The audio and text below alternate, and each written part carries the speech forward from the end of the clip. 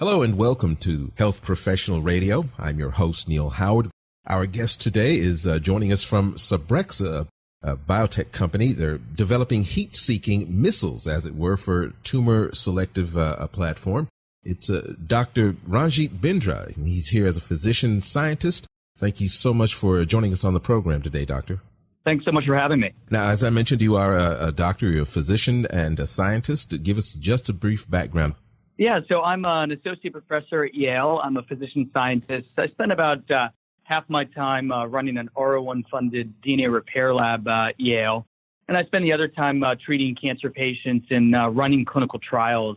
And then sort of on the evenings and weekends, I'm involved in biotech drug development to try to get drugs faster into cancer patients. Is that your role there at Cybrexa? Yeah, I'm one of the scientific co-founders of the company. Your oncology focus, is that correct? The company as your practice? Yep. So the company is actually focused on an area that's very near and dear to my heart, which is developing novel drugs that can be combined with chemotherapy and radiation therapy. As folks, the audience probably knows, we call them chemo and radiosensitizers. How do these sensitizers work? Yeah, great. So I think we could jump into sort of the technology that Cybrexa is developing. We refer to it as Alphalex, ALPHALEX. It's a beautiful technology developed by a famous biophysicist at Yale named Don Engelman. He was actually, interestingly, my professor when I was an undergraduate at Yale in the mid-'90s. And Don developed a small peptide that localizes to the low pH associated with the tumor microenvironment. And what was very interesting about this technology was that he found you could actually attach molecules to it and use it as a drug delivery technology to then target tumors. Is it a far cry from what we have traditionally? So traditionally, when you think about tumor targeting, there are many ways that have been tested. The audience is probably very familiar with the technology called antibody-drug conjugates. And this is an idea where you engineer an antibody to recognize a specific antigen on a tumor cell, and then you attach a payload to it. The Alphalex technology has many similarities, but many, many more advantages, and that by targeting the low pH of the tumor microenvironment, we sort of have a universal targeting aspect, and that we can target a vastly larger numbers of tumors independent of the antigens. Another advantage is it being a very small peptide, only about 30 amino acids or so.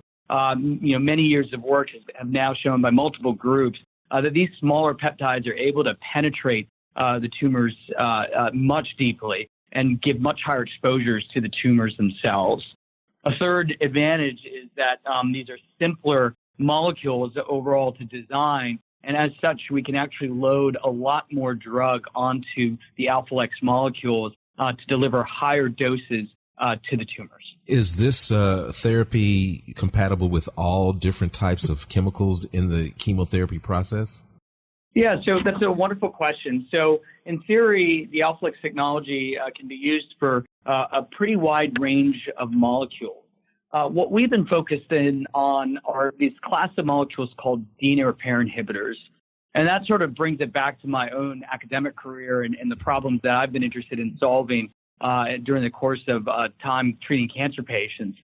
These DNA repair inhibitors are really, really good when they're combined with chemotherapy and radiation therapy at killing tumors. All tumors need DNA repair to replicate through each cell cycle and to grow. And if you can block those repair pathways, when you combine them with chemotherapy and radiation, we see enormous synergistic interactions. However, those synergies are not just in the tumor, but they're also in the normal tissue. So, for example, in the bone marrow and whatnot. And so as a clinical trialist, when we've tried to combine these chemotherapies and radiation therapies with these DNA repair inhibitors, they were met with significant toxicity, and we're unable to really move the ball forward in the clinic with these combinations.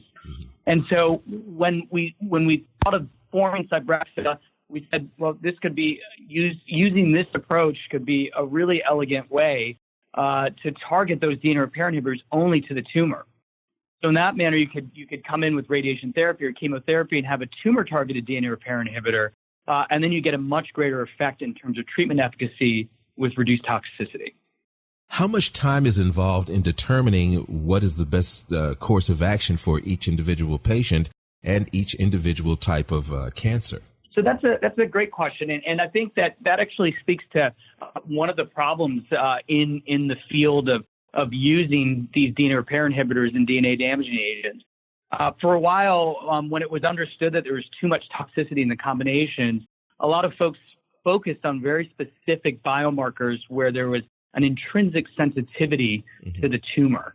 And so that essentially limited the use of these combinations to very, very specific populations of patients. Often 1 to 5% of cancer patients would be eligible for these therapeutic combinations because they had that sensitivity where they could give lower doses that were less toxic. So that's sort of a roundabout answer to your question, because as you can imagine, this is a very time-intensive, sort of lengthy process to find those patients. And ultimately, a lot of patients were sort of left in the dark or left out in the cold in terms of being able to have access to these treatments.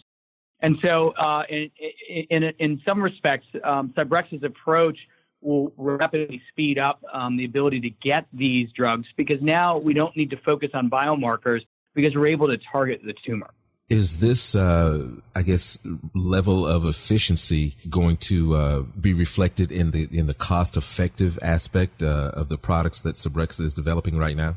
Yeah, I think it will in many respects, because one of the neat things about our technology is that we are combining it with many conventional chemotherapies that have been used in patients for decades, and so in many respects.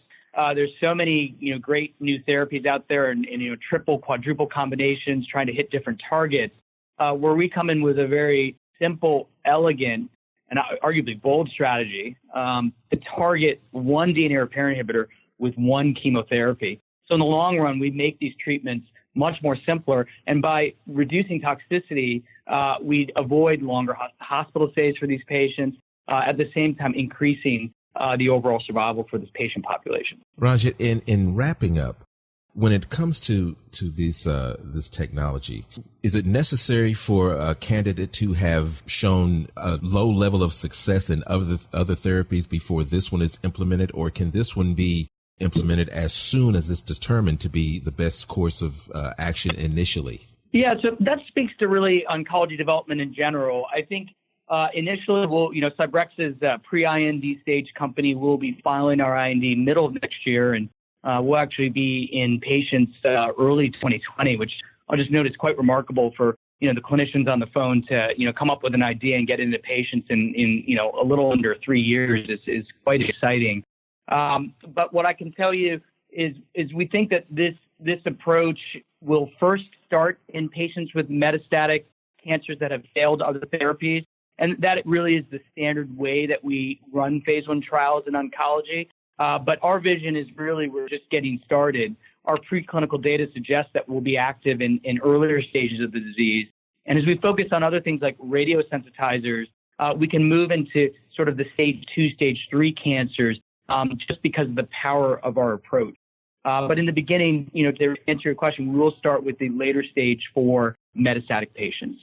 Well, Ranjit, I'd like to give our listeners a website where they can learn more about Cybrexa. Yes, well, check us out at www.cybrexa.com. And we're here at 5 Science Park in New Haven, Connecticut. And come by, a cup of coffee anytime. We're happy to have you. Dr. Ranjit Bindra, thank you so much for joining us on the program today. All right. Thank you so much. Take care. You've been listening to Health Professional Radio. I'm your host, Neil Howard. Transcripts and audio of this program are available at hpr.fm and healthprofessionalradio.com.au. You can also subscribe to the podcast on iTunes, listen in, and download at SoundCloud. And be sure and visit our affiliates page at hpr.fm and healthprofessionalradio.com.au. Thank you for listening to Health Professional Radio. We're very proud to be an independent broadcaster providing our content free of charge to you, the listener. One of the ways that we're able to remain free and independent is by having people like you become patrons. You can support Health Professional Radio simply by visiting hpr.fm and clicking the button that says Become a Patron. Your patronage of even just $1 a month lets us know that you're there, which in turn makes us more valuable to advertisers. And, of course, if you're able to afford more, then we would certainly appreciate the support.